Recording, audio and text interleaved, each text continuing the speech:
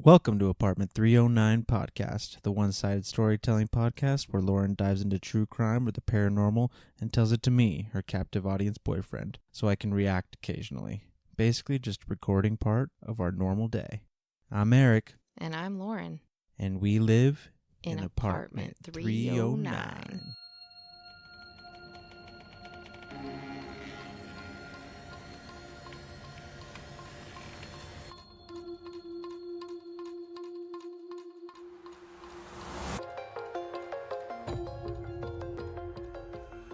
Thanks for bringing us in.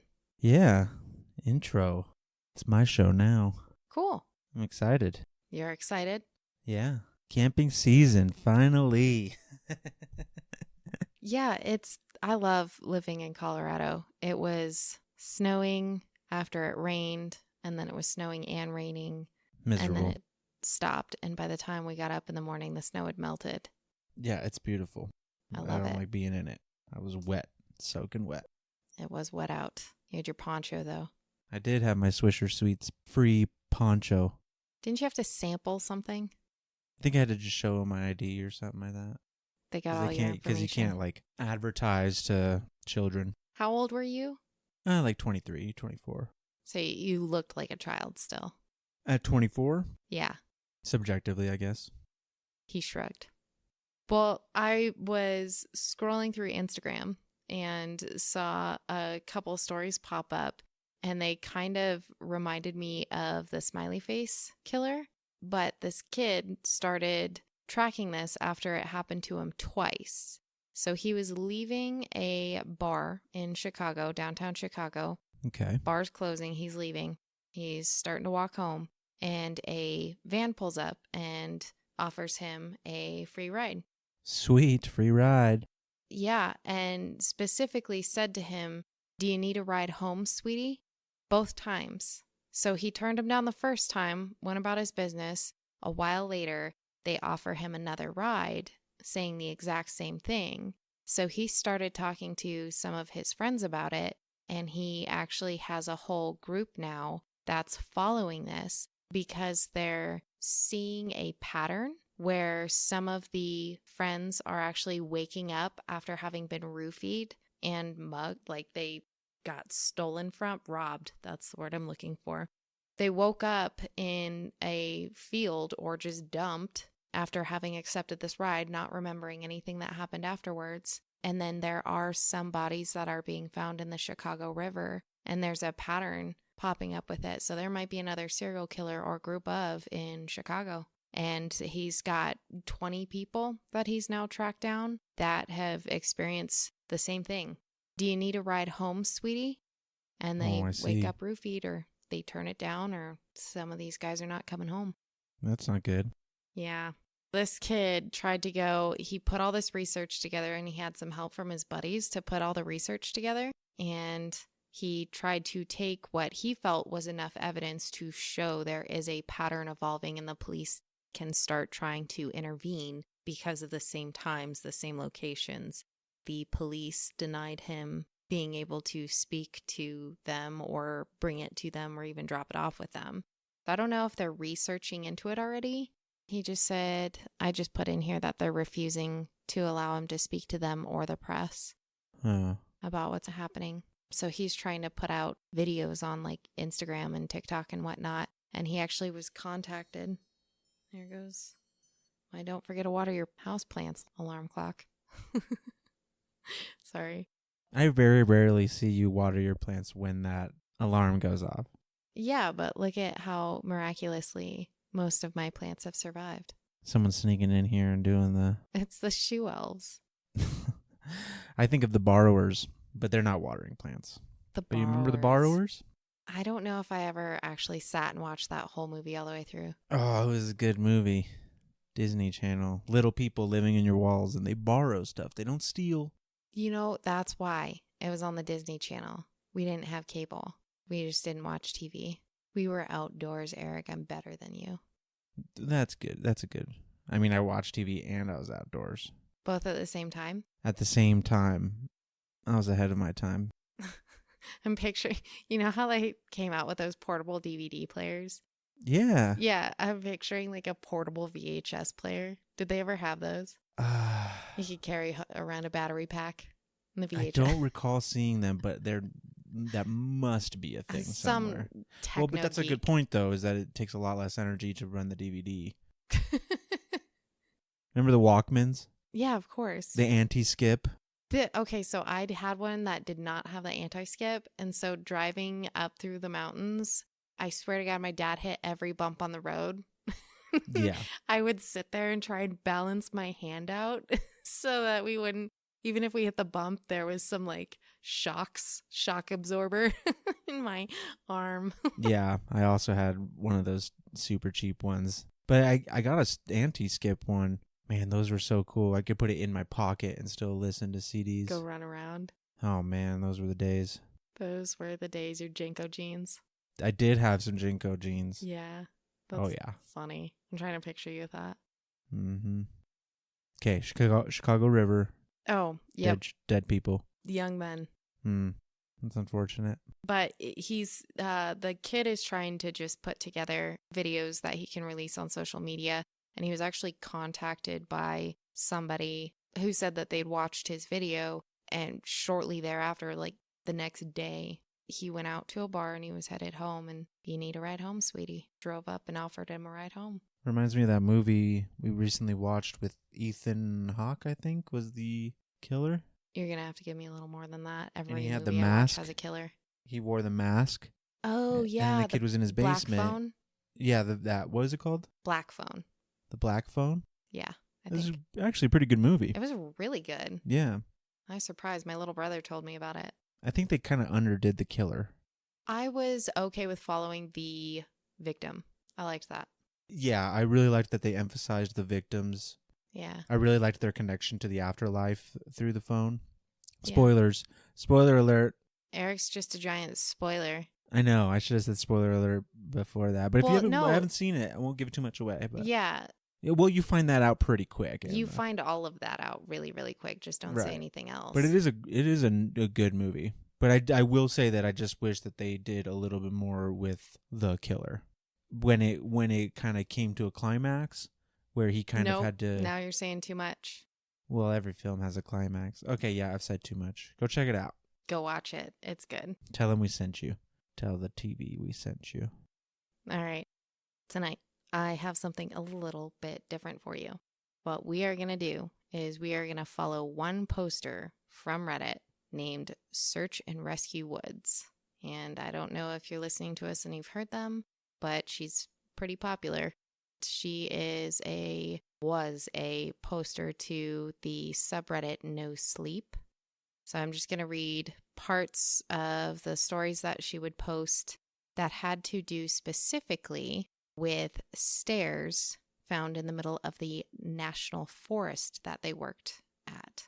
She doesn't identify which national forest she works in, but she does throughout her stories describe running across moose, bobcats, mountain lions, coyotes, bears. So I figure she's probably somewhere near Wyoming, Montana. Okay. Yep, a lot of woods up there. She just goes into detail about stories, both first person as well as stories that other search and rescue officers have told her. And she puts them together. She's an incredible author. I love the way she words her stories, and that's what we're going to do. And this is actually going to be part 1. Nice. Yep, part 1 is specifically about the stairs in the woods. Oh, ominous. Yes. I'm just going to go ahead and jump in. I've pulled, I think, 3 stories and then 1 palate cleanser to end the evening on. We'll go through each story. Feel free to jump in anytime.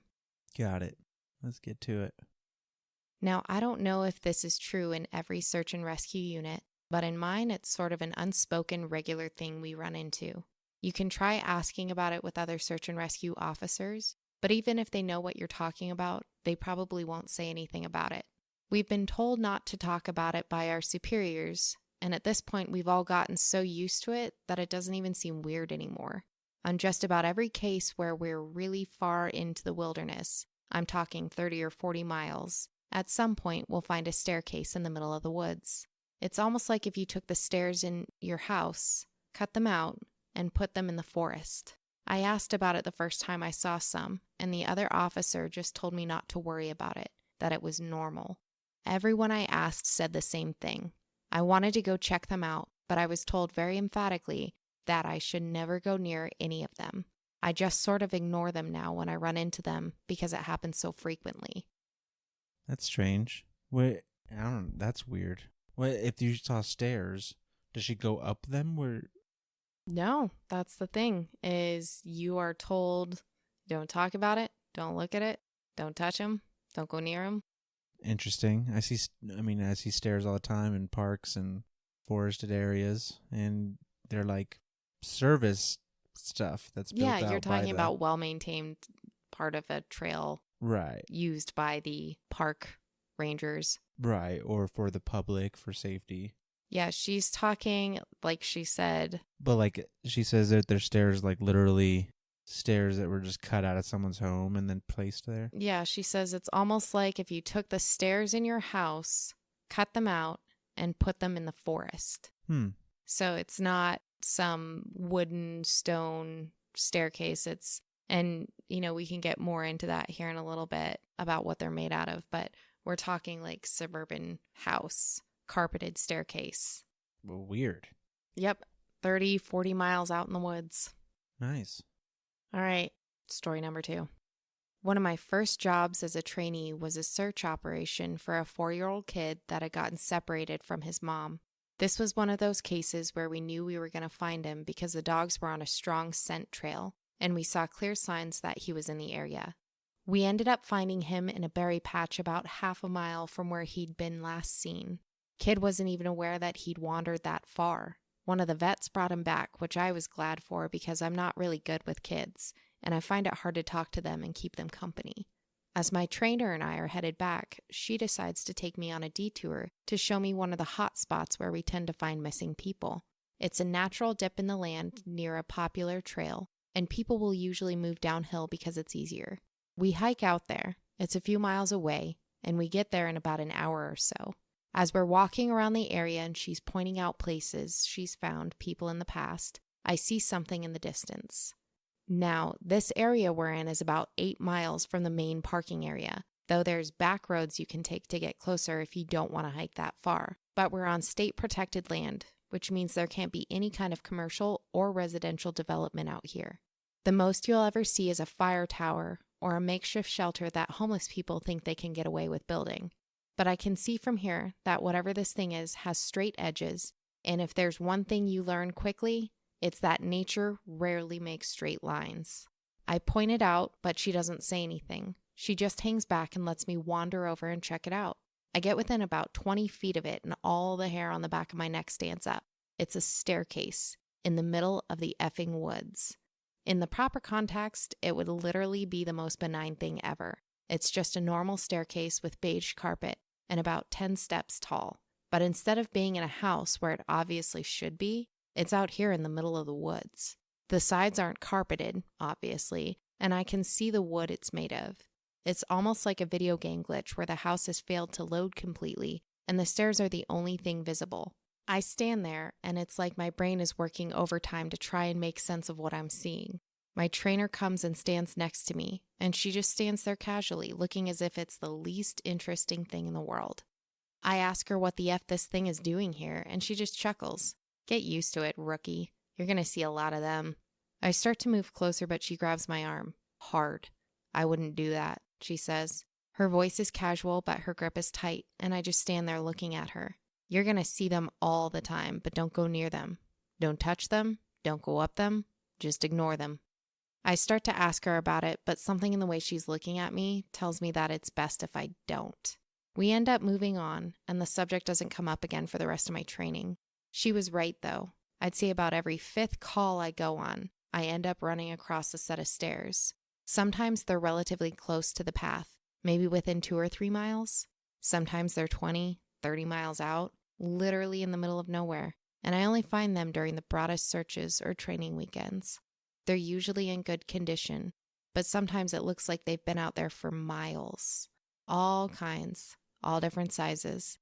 The biggest I ever saw looked like they came out of a turn-of-the-century mansion, and were at least 10 feet wide, with steps leading up at least 15 to 20 feet. I've tried talking about it with people, but they just give me the same response my trainer did. It's normal. Don't worry about it. They're not a big deal, but don't go close to them or go up them. When trainees ask me about it now, I give them the same response. I don't really know what else to tell them. I'm really hoping someday I get a better answer, but it hasn't happened yet. That's so weird. I want to know what happens with the stairs. I know. What do you think happens? When she says turn of the century mansion, I am picturing the grand staircase from Titanic. Right. I don't know if I would have the self-control not to go up them. Yeah, I was thinking about that while you were saying. I'm like, as soon as someone's not looking, I'm approaching these stairs. And it's weird you to think and me that just they're like hiking and we just kind of look at each other. Boom, we're up the stairs. Yeah, I'm running up the stairs. Beige carpet, clean. Like if people were going up them, they'd be covered in dirt and stuff. It's weird that they're not like overgrown. And what if it's like dimensions? What if it's leading up into an invisible ship? What if it got dropped? What if it's a different timeline? Yeah, timelines or a glitch or something like that, because a ship, but like beige carpet. Yeah, if I had an alien ship, I mean, to each his own, man. Turn of the century mansion, beige suburban carpeting. Yeah, that's like, you know, how back in the day, like in the, what is it, like 60s, where they had those like conversation pits. Oh, yeah. And that's like if those people got a hold of sci-fi tech and they would just like have shag carpet inside of the spaceships and stuff. Like, you guys just completely demolished this place aesthetically. Don't go barefoot on the carpet. Yeah, like, ooh, like hippies with spaceships. Hippies with spaceships. It's just a flapping tapestry in the wind. Like a carpet. Flying carpet. Flying carpet. Oh, that'd be really cool. I mean, I think that comes from some old mythologies. I'm fairly certain. What, the flying carpet? Yeah. The idea is that they're like some kind of folklore and mythology about all-powerful beings going around in flying carpets. That's kind of where they got the idea from in Aladdin. Oh. Flying carpets, they suppose, is like just how they described it. No. Yeah. Okay. Like when they didn't have words for a plane in the sky. Right, something like that. So they described it as something else. Yeah. I think could be wrong, but I think it's loosely associated with like the Vimana, like the old Indian depictions of flying craft. Some of them are even like the size of whole cities they used to write. Like if you see an old Indian architecture, they'll have like these big stone kind of recreations of them. Huh. And they're shaped like spinning tops almost, but really intricate designs. And they claimed that they would fly all over the place. Like it was a commonplace thing to see them. Do you know what era that was from or written in? No, I don't. Long time ago. But they claimed that there was like all-out warfare between ships I vaguely on a regular basis. Recall hearing something about that. Yeah. My family's really into ancient aliens. Right. That's probably where I first heard of it. Probably. Yeah. That you gotta do an episode. Eric. We'll see. If you listen to us, somebody needs to comment on our Instagram or send us an email and tell Eric to do an episode so he can stop telling us half stories about or things he kind of knows about. Yeah, give us more ideas. Give us not the us. scoop. Give Eric ideas. I have none. But you can also give me ideas. I have half-cocked memories of things. Yes, exactly. And I'd love to see what you could do with a full cocked memory. I'd totally be going up these staircases. Yes, we both would. Mm-hmm. And then you go up one and then you're like, gone. It makes me think of like creatures and like their thought processes. Mm-hmm. And like what, like they're just kind of like, well, what are humans like? And like, well, staircases, they have a lot of those in their houses. Oh, a people trap. And they're like, just put out a staircase. Like, this is what they look like. And they're like, boom. It's like a the people Matrix trap. where they just put in some code or they mask themselves. And they're like, how do we lure them in, you know? Yeah. And like some people have like told stories about like, oh, they represent themselves as like a beautiful woman or a child. Yeah. To kind of put you at ease and lure you in. Mm-hmm. This particular species chose to like just put staircases everywhere. They were like, let's see how many we can get. They go out and they check their traps occasionally. Yeah, like when you go hunting And people put out like plastic ducks. You know, they were sitting there talking to themselves. Well, we should put a snack at the top. Right. I see them all messing around with stairs. Like if you're ever walking around in the woods and you see like a mannequin, that's when you really don't want to approach that, because that's like the classic case of like some hillbilly aliens right around the corner behind some bushes. They're like, "Oh, he's approaching the mannequin." You're like, "Good day, sir. Do you know where to find?" You know, like how you go hunting for ducks? Yeah. And you pull out the fake plastic ducks, and the duck's like, "Hey, what brings you around here?" "Oh my God, it's fake!" Oh my And then God. they get snatched up. And so the hillbillies putting up a... Like a mannequin. The hillbilly aliens put up a plastic mannequin to lure in people. Did they put a wig on it? Carl. Wigged mannequins, hillbilly aliens, stairs, stair traps. That's right. You ready for story number 3? Oh, I'm ready. My buddy has been a search and rescue officer for about 7 years. He started when he was a junior in college, and he had a very similar experience when he first encountered the stairs. His trainer told him almost the same thing mine did, which was to never go near, touch, or ascend them. For the first year, he did just that. But apparently his curiosity got the better of him, and on one call, he broke away from the line and went to go check a set of them out.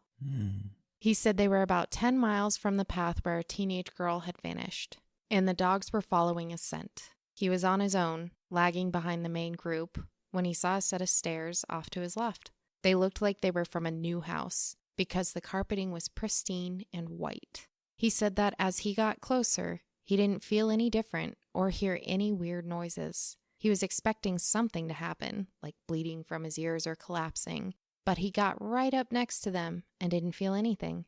The only thing, he said, that was odd was that there was absolutely no debris on the steps. No dirt, leaves, dust, or anything. And there didn't appear to be any signs of animal or insect activity in the immediate area, which he found strange. It was less like things were avoiding them, and more like they just happened to be in a relatively barren part of the forest. He touched the stairs and didn't feel anything except that sort of sticky feeling you get from new carpet. Making sure his radio was on, he slowly climbed the stairs. He said it was terrifying because the way they'd been stigmatized, he wasn't really sure what was going to happen to him. He joked that half of him expected to be teleported to some other dimension, and the other half was watching for a UFO to come swooping down. But he got to the top with a little event, and he stood there looking around. But he said the longer he stood on the top step, the more he felt like he was doing something very, very wrong. He described it as the feeling you'd get if you were in a part of a government building you had no business being in, as if someone was going to come and arrest you or shoot you in the back of the head at any second. He tried to brush it off, but the feeling got stronger and stronger, and that's when he realized that he couldn't hear anything anymore.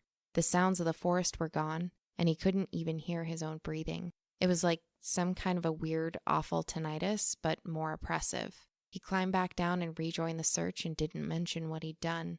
But, he said, the weirdest part came after that. His trainer was waiting back at the welcome center after the search ended for the day, and he cornered my buddy before he could leave. He said his trainer had this look of intense anger, and he asked what was wrong.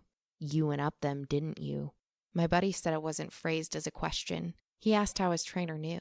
The trainer just shook his head. "Because we didn't find her. The dogs lost her scent." My buddy asked what that had to do with anything. The trainer asked how long he'd been on the stairs, and my buddy said no more than a minute. The trainer gave him this really awful, almost dead-eyed look, and told him that if he ever went up the stairs again, he'd be fired immediately. The trainer walked away, and I guess he's never answered any of the questions my buddy has asked him about it since. Interesting. Yeah. Ominous. Very ominous. I don't understand what the connection is between stairs and the dogs losing scent of a missing person. I think that's something for your imagination to reach for. If his superior knows something that he doesn't and he's not telling him, who's on the in? Or what does the trainer know? Who knows? It makes me think of like the first part where she's like, I just started telling the trainees the same things that people told me, but I never really fully understood what was wrong with the stairs either. And it's kind of like conditioning. Yeah. Cultural, social conditioning, where people just start doing things and you don't really necessarily know why, but that's just what everybody has done forever. So you just kind of do the same thing. That's just what you do. Yeah. And I wonder, those things over time also kind of tie into making weird connections that either are or aren't really there, but you make the connections because you're none the wiser. So kind of the idea that this supervisor might be making connections between the missing person not being found and the staircases. Do they know something, or is it that they have grown so accustomed to just doing what everybody said about not approaching the stairs that you have made a false connection in your mind about, oh, well, because you went up the stairs, something went wrong with our rescue mission? Yeah, he immediately went to, the dogs lost the scent. Yeah, that's just a strange thing all around. Yeah. Well, I did look more into, are the staircases real? And people want to believe. I like to think so. A lot of other people have chipped in with their own stories. Nosleep is a subreddit for people that want to share their stories without having to define them being real or not. But as far as stairs around the rest of the world go outside of the Reddit world, there are reports of some of them being found in different countries. Some of the most famous ones being the Staircase of Missing Time in the Philippines. And there's one in the US called the Vanishing Staircase. And I looked those up. Many people believe that these staircases, which are not uncommon to find, especially if they're made of stone or something a little bit more sturdy, they're like one of the sturdiest parts of any structure. They have to be built sturdy. So as the rest of the house falls away with time, is taken back by the environment, the stairs tend to be the last thing to go. Right. Yeah. So a lot of people believe that maybe that's where it stems from. I like to keep the creep factor in it. If I saw a case of stairs out in the woods with clean carpeting, I would 100% run up it. But it'd be creepy. Yeah, the structure part makes total sense, but does not explain carpeted stairs. But clean carpeted stairs. Right. I don't know if you've ever been in an abandoned house before. Yeah, Have you ever looked at the floor? I have. Like, even if it's sealed up, the floor just gets gross. Yeah, The walls get gross.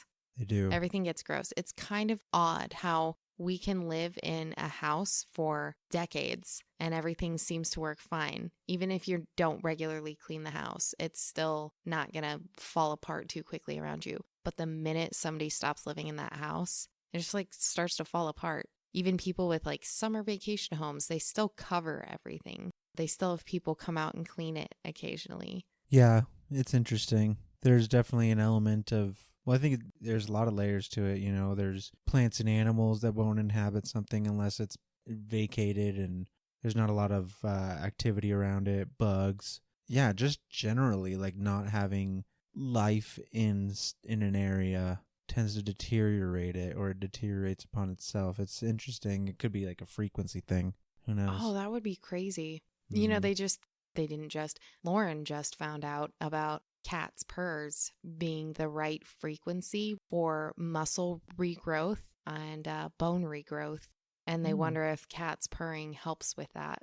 That cat itself internally, not you. Post-workout, go hang out with a bunch of kittens. Well, I wonder if the frequency does translate over to you. But yeah, that would be great. Go to the cat coffee bar in Denver. Be like, oh, lay right there. Purr. Somebody pat this cat. No, that's not a purr. It is. It's as close as I can get. Well, it's not going to heal anything. All right, so here's our little palate cleanser to end the evening besides kittens potentially healing you. Palate cleanser. I haven't seen a lot of animal bites in my time as a search and rescue officer, mostly because there aren't that many animals that come around the area. While there are bears in the area, they tend to stay pretty far away from people, and sightings are highly unusual. Most of the animals you'll see are small ones like coyotes, raccoons, or skunks. What we do see frequently, though, are moose. And let me tell you, moose are nasty effers. They'll chase after anything for any reason, and God help you if you get in between a female and its baby. One of the more amusing calls was a guy who'd gotten chased down by an absolutely massive male moose and was stuck up a tree. Took us almost an hour to get him down, and when he was finally on solid ground again, he looks at me and says, "God damn, them effers is big up close." I guess that's not really a scary story, but we still laugh about that one. That's a little scary. Those moose can be scary. How fast would he have had to get up that? Have you seen the video where the guy is taking his trash out and he has the whole enclosure for the trash? It's snow-packed. He goes out. He's on the house security camera and he drops the trash bag in, opens the door, comes back out of the enclosure and just turns right back around and goes back in. And this moose comes into the frame just right on his tail. This guy was so calm. He just noped, turned back around and quietly and quickly shut the door. The moose just walked up, got personally insulted that the door had been shut on him, and then turned around and left. Same. I could see that. Calm. Nope. That's a moose. Back inside. Well, that's what I had for us today. Loved it. I want to go up the stairs. We'll go out and find one day. We'll report back. Yeah. It'd be funny if those people would come across a set of stairs and then there's just like a janitorial cleaner or a maid just sitting there like vacuuming the stairs, but no one asks questions. Don't approach. Don't. You hear the vacuum. Just an escalator out in the woods. Stairs to heaven. Yeah. I like that better because an escalator would be like by itself has a beginning and an end, you know? I have a fear of getting sucked into one. Rightfully so. Because you can get sucked in. I've seen videos of people get sucked in. New fear unlocked. Getting sucked into an escalator. Thank you so much for joining us tonight in Apartment 309.